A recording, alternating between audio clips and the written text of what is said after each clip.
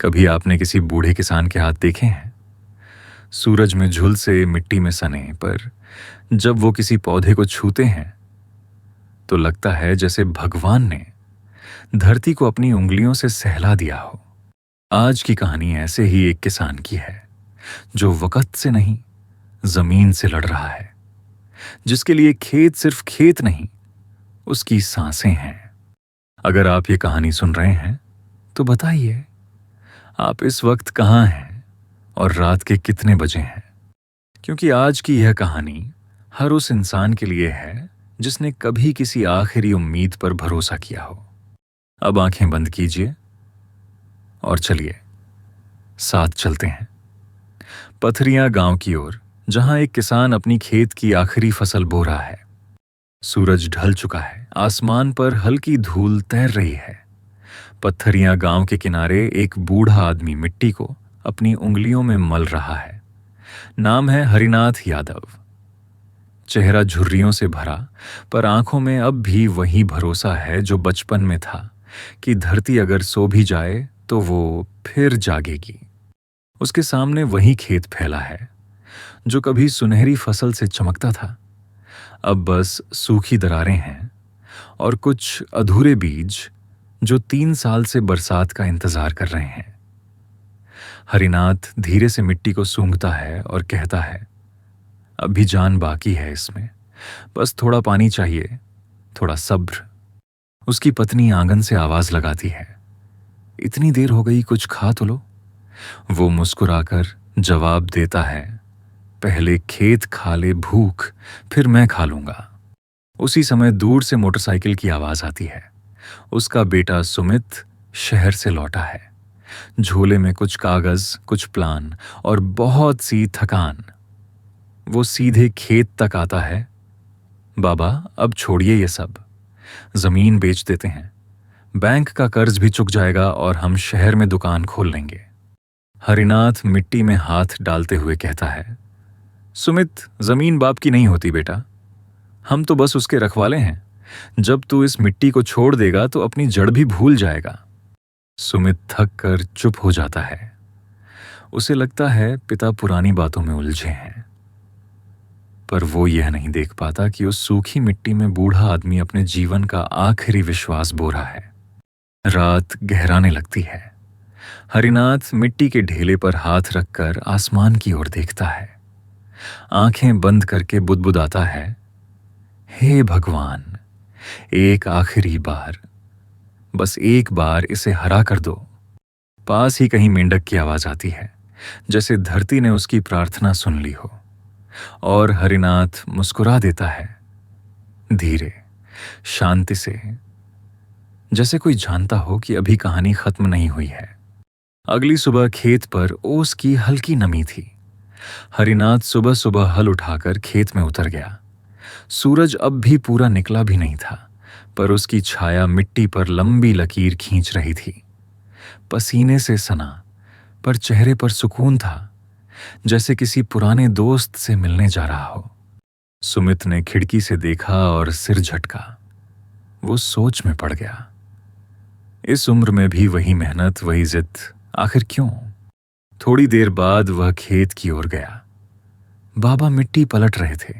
वो बोला, बाबा, अब तो जमाना बदल गया है। लोग मशीनों से खेती करते हैं, नई तकनीक से पानी बचाते हैं।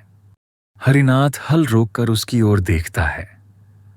बेटा, मशीन बीज बो सकती है, पर दुआ नहीं। सुमित ने कुछ नहीं कहा, बस चुपचाप खड़ा रहा। थोड़ी देर बाद दोनों के बीच खामोशी थी। एक खामोशी जो मिट्टी की तरह गीली थी, भारी थी। हरिनाथ मिट्टी की मुट्ठी उठाकर उसे दिखाता है, देख, ये मिट्टी मेरी मां जैसी है। मैं इसे छोड़ दूं तो मेरा वजूद कौन याद रखेगा? सुमित के चेहरे पर बेचैनी उतर आई। वो बोलना चाहता था कि अब वक्त बदल गया है, पर पिता की आंखों में ऐसी गहराई थी जैसे समय वहीं रुक गया हो। दोपहर में पिता बेटा दोनों पेड़ के नीचे बैठते हैं। हरिनाथ अपनी हथेलियों को देखता है, दरारें भरी, कठोर, पर उनमें कुछ चमक थी। सुमित, वो धीमे से कहता है, तू जानता है मिट्टी की दरारें जब हरी होती हैं ना, तो वो इंसान के दिल की दरारें भी भर देती हैं। सुमित धीरे से सिर झुका देता है। उसके पास कोई जवाब नहीं, बस महसूस करता है कि जो आदमी उसने हमेशा बूढ़ा समझा वो असल में सबसे जवान है, क्योंकि उसके पास अब भी उम्मीद है। शाम को जब आसमान लाल होने लगता है, हरिनाथ फिर खेत में लौटता है। सुमित उसे जाते हुए देखता है और पहली बार सोचता है, शायद मैं शहर में जी रहा था, पर बाबा अब भी जिंदगी में जिए जा रहे हैं। दिन बीतते गए। धूप और धूल के बीच हरिनाथ रोज खेत आता, मिट्टी को थपथपाता जैसे किसी बीमार बच्चे का माथा सहला रहा हो। सुमित ने कई बार कहा, बाबा, बारिश का कोई भरोसा नहीं, अब पानी खरीद कर डालते हैं। हरिनाथ मुस्कुराकर जवाब देता, बेटा, खरीदे हुए पानी में आशीर्वाद नहीं घुलता। गांव में लोग बातें करने लगे थे। देखो, हरिनाथ फिर से खेती में लग गया। उम्र देखी है उसकी, पर वो सुनता नहीं था। उसके लिए ये सिर्फ जमीन नहीं थी, यह उसकी आत्मा की आखिरी प्रार्थना थी।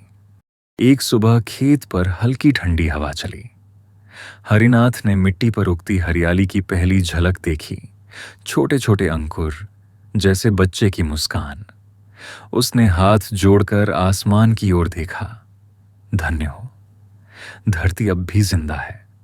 सुमित दूर से देख रहा था। पिता की आंखों में आंसू थे, लेकिन चेहरे पर सुकून। वो पास आया, हल्की आवाज में बोला, अगर फिर कुछ गलत हुआ तो? हरिनाथ ने सिर उठाए बिना कहा, अगर हुआ भी तो मैं मिट्टी के साथ डूब जाऊंगा। शर्म से नहीं, गर्व से। शाम तक आसमान काला होने लगा। बिजली चमकी। हवा में मिट्टी की सौंधी खुशबू फैली। पहली बारिश की बूंदें जब खेत पर गिरीं, तो हरिनाथ ने मिट्टी को उठाकर माथे से लगाया। देख बेटा, उसने कहा, यह भगवान का जवाब है। सुमित कुछ पल के लिए बस खड़ा रहा। बरसात उसके चेहरे पर गिर रही थी और उसके भीतर कोई दरवाजा खुल रहा था। जहां अब तक शहर की आवाजें थीं, वहां अब मिट्टी की गंध थी।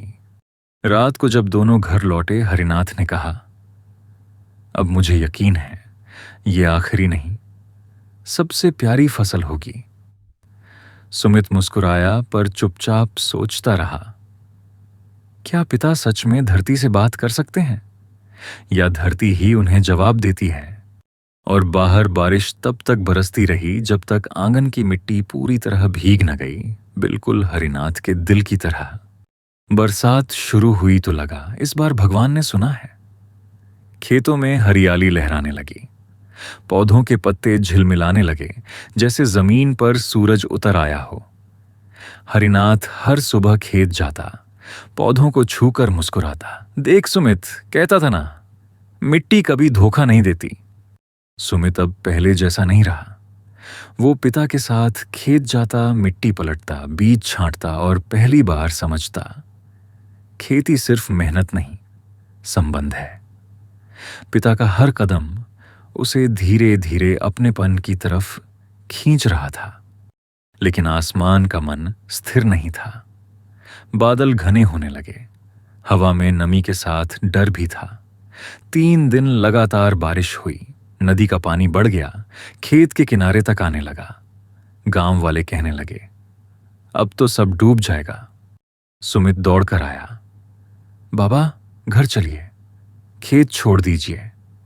हरिनाथ बोला, नहीं बेटा, जब पौधे डूब रहे हों तो किसान किनारे नहीं भागता। सुमित ने हाथ पकड़ा, आप समझते क्यों नहीं? हरिनाथ मुस्कुराया, समझता हूं बेटा, पर धरती को बचाने की कोशिश छोड़ दूं तो जीना भी कैसे कहूं। वो कीचड़ में उतर गया। पैर ढंसते जा रहे थे। बारिश बेरहमी से बरस रही थी। हरिनाथ ने पौधों को सीधा किया, किनारों पर नालियां खोदी। सुमित पीछे से छाता लेकर भागा, बाबा बस कीजिए, पानी बहुत है। पर हरिनाथ रुक नहीं रहा था। अचानक उसका पैर फिसला।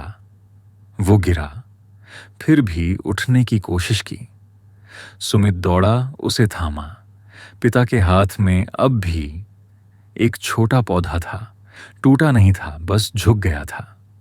देख बेटा, हरिनाथ की आवाज धीमी थी। धरती पर गिरना हार नहीं होती। हार तो तब होती है जब कोई उठना छोड़ दे। सुमित ने कांपते हाथों से उन्हें उठाया और उसी पल समझ गया, ये जिद नहीं, ये विश्वास का आखिरी रूप है। सुबह जब बारिश थमी, लोगों ने देखा आधा खेत डूबा था, पर जहां हरिनाथ गिरा था वहां अब भी हरी जड़ें जमी थीं। बारिश थम गई थी। आसमान में अब हल्का नीला रंग लौट आया था, लेकिन खेत के बीच कहीं ना कहीं पानी अब भी भरा था। हरिनाथ चौपाल के पास चारपाई पर लेटे थे। शरीर कमजोर था, पर आंखों में वही चमक थी। सुमित पास बैठा था। उसकी हथेलियों में मिट्टी के छोटे छोटे दाने चिपके थे, वही मिट्टी जिससे वो कभी दूर भागना चाहता था। पिता की सांसें धीमी थीं। वो बोला, बेटा, फसल का क्या हाल है? सुमित बोला, आधी बची है बाबा, आधी डूब गई। हरिनाथ मुस्कुराया, तो आधा भरोसा अभी भी जिंदा है। सुमित ने उनका हाथ थाम लिया। पहली बार उसने महसूस किया कि इन खुरदरे झुर्रियों से भरे हाथों में कितनी मिट्टी है, और शायद उसी मिट्टी में ही पिता का पूरा जीवन छिपा है। शाम को जब सूरज डूबने लगा, सुमित अकेले खेत की ओर गया। पानी अब उतर चुका था, पौधों की जड़ें कीचड़ से भरी थीं, लेकिन कुछ पौधे सीधा खड़ा होने की कोशिश कर रहे थे। वो झुका, एक पत्ती को उठाया। उसमें अभी भी हरा रंग था। बाबा सही कहते हैं, उसने मन में कहा। धरती को बस थोड़ा साथ चाहिए, बाकी वो खुद संभाल लेती है। रात को वो देर तक पिता के पास बैठा रहा। हरिनाथ अध खुली आंखों से बोले, सुमित, जब मैं नहीं रहूं तो मिट्टी को कभी बेचना मत। वो तेरा घर नहीं, तेरी पहचान है। सुमित की आंखें भर आईं। धीरे से बोला, नहीं बाबा, अब मैं समझ गया हूं। सुबह की पहली किरण जब कमरे में दाखिल हुई, हरिनाथ सो रहे थे, शांत सुकून में, जैसे खेत की थकी हुई मिट्टी को आखिरकार बारिश मिल गई हो। सुमित ने खेत की ओर देखा। सूरज की रोशनी सुनहरी फसलों पर झिलमिला रही थी। वो हल लेकर बाहर निकला। पहली बार उसके कदम मिट्टी में डूबे और उसे लगा यही उसका असली रास्ता है। उसे याद आया, बाबा कहा करते थे, खेत इंसान को पालता नहीं, उसे पहचानता है। और आज सुमित को लगा धरती ने आखिर उसे पहचान लिया है। सर्दियां लौट आई थीं। हवा में ठंडक थी, लेकिन खेत में सुनहरी धूप बिछी थी। हरियाली अब पके हुए गेहूं में बदल चुकी थी, लहराती, झूमती, चमकती। हवा के झोंके जब फसल को छूते तो आवाज आती, सांस, जैसे धरती खुद सांस ले रही हो। घर के आंगन में चारपाई पर हरिनाथ लेटे थे। सुमित उनके पास आया, बोला, बाबा, खेत तैयार है, आज आपको वहां ले चलूं? हरिनाथ ने मुस्कुराकर सिर हिलाया। ले चल बेटा, देखूं क्या धरती अब भी मुस्कुरा सकती है। सुमित ने ट्रैक्टर निकाला, पीछे लकड़ी की गाड़ी बांधी। धीरे धीरे दोनों खेत की ओर बढ़े। हरिनाथ की आंखों में चमक थी, जैसे किसी पुराने गीत की आखिरी पंक्ति गुनगुनाने जा रहे हों। खेत पहुंचे तो हवा में गेहूं की बालियां झूम रही थीं। हरिनाथ ने हाथ बढ़ाकर कुछ बालियां तोड़ी, उन्हें अपनी हथेली में मसल कर सूंघा और धीमे से बोले, देख सुमित, यही है जिंदगी का असली रंग। जिसे तू सोने समझता है वो तो मिट्टी का दिल है। सुमित की आंखें भर आईं। वो बोला, बाबा, आपने ठीक कहा था, खेत बेचना माने खुद को खो देना। हरिनाथ ने उसकी ओर देखा। उनकी सांसें धीमी हो चली थीं, पर चेहरा शांत था। बस एक बात याद रख बेटा, उन्होंने कहा, बीज बोना कभी मत छोड़ना, चाहे खेत में, चाहे दिल में। वो धीरे से आंखें बंद करते हैं। सूरज की किरणें उनके चेहरे पर पड़ती हैं और हवा में गेहूं की सरसराहट एक ललाबाई बन जाती है। सुमित कुछ देर तक उन्हें देखता रहता है, फिर खेत के बीच खड़ा होकर हल्की आवाज में कहता है, बाबा, अब आपकी फसल मैं संभालूंगा। गांव वाले कहते हैं उस साल की फसल पूरे इलाके में सबसे अच्छी हुई, पर जो लोग सच जानते थे वो कहते थे हरिनाथ की आखिरी फसल गेहूं नहीं थी, वो उनके बेटे की आंखों में उगा हुआ गर्व था। रात को जब चांद खेत पर उतरता, सुमित को हमेशा हवा में एक आवाज सुनाई देती, देख बेटा, धरती अब भी जिंदा है। और वो मुस्कुरा देता है, धीरे, उसी तरह जैसे उसका बाबा मुस्कुराया था जब पहली बारिश गिरी थी, मिट्टी पर और उनके दिल पर।